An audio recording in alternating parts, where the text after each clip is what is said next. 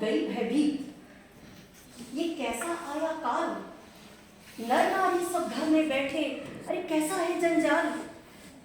एक विषाणु ऐसा आया, सब कुछ हो गया व्यर्थ। एक विषाणु ऐसा आया, सब कुछ हो गया व्यर्थ। प्रौद्योगिकी ने साथ निभाया, जीता समस्त विश्व समस्त। आदरणीय निर्णायक मंडल, मेरे विद्वत साथीगण और प्यारे बच्चों, आज का हमारा जो विषय है बहुत समसामयिक है। हम उस परम पिता परमात्मा का बहुत धन्यवाद करते हैं कि ऐसे विकट काल से निकलकर आज हम यहाँ साक्षात एक दूसरे को देख रहे हैं। इतनी अनिश्चितता का काल था कि अगले पल क्या होगा, यह विकट समय कब समाप्त होगा, किसी को पता नहीं था। ऐसी महामारी न किसी ने देखी और न किसी ने सुनी। विश्व ने पहली बार इतने बड़े स्तर पर इस महामारी को झेला। संभवतः विश्व का कोई ही कोना ऐसा रहा होगा जो इससे प्रभावित ना हुआ हो। इस काल में सबसे पहले जो आघात इस विषाणु ने किया वो हमारे स्वास्थ्य पर किया। एक एक श्वास के लिए लोग तरस गए। इतनी बुरी विकट स्थिति उस समय में मानव की जो पहले सहचारिणी के रूप में प्रौद्योगिकी थी, इस महामारी के काल में वो पट्ट महिषी के पद पर आसीन हुई और उसने अपनी पूरी भूमिका पूरे जोश से निभाई। लोगों को अस्पतालों में चाहे बेड की सुविधा देनी हो, घर घर तक दवाइयां पहुंचानी हो, चाहे इस बीमारी का तोड़ निकालने के लिए वैक्सीन का इजाद हो, सभी जगह प्रौद्योगिकी ने अपना महत्वपूर्ण योगदान दिया। लोग अपने घरों में कैद थे, न एक दूसरे से मिल सकते थे और न एक दूसरे को देख सकते थे। उस मानसिक विकारों के काल में लोग जब इस महामारी के प्रभाव में अंदर ही मानसिक रोगों से जूझ रहे थे, डूबते जा रहे थे, वहां पर भी इस प्रौद्योगिकी ने हम सबको एक दूसरे को संबल देने का काम किया।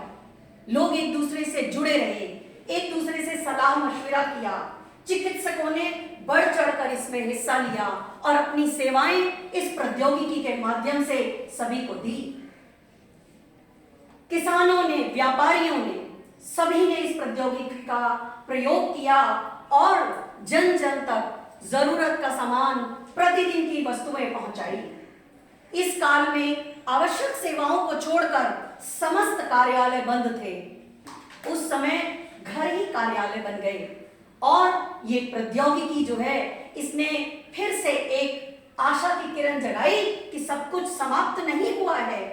लोगों ने घर से कार्य शुरू किया और घरों से ही अपनी सुविधा, अपनी सेवाएं दूसरों को प्रदान करनी शुरू की।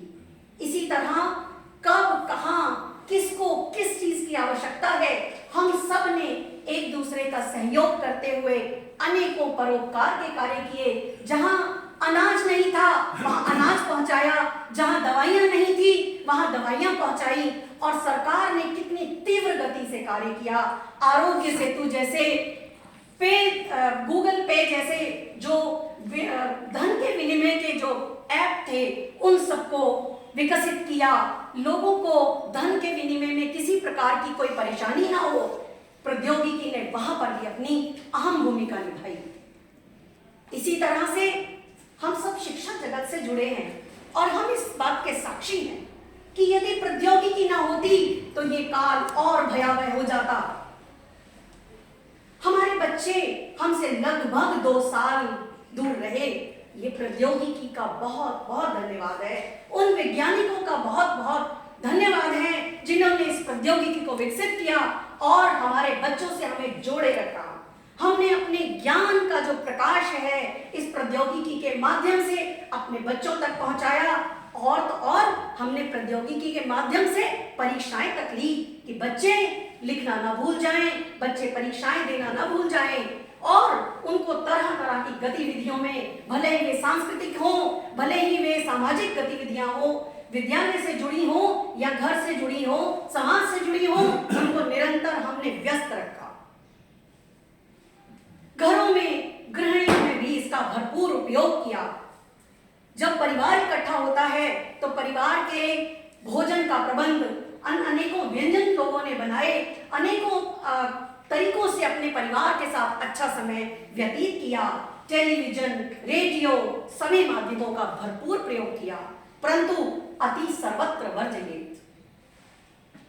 ये सिद्धांत के अंतर्गत जब अति हो गई,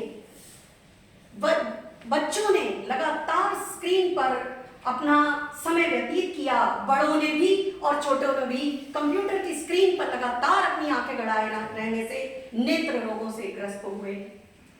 और वर्चुअल जो एक माध्यम था वो कहीं ना कहीं हमारे मनोविकारों को भी उत्पन्न करता है, जिसकी परिणति क्रोध और उग्रता के रूप में हुई।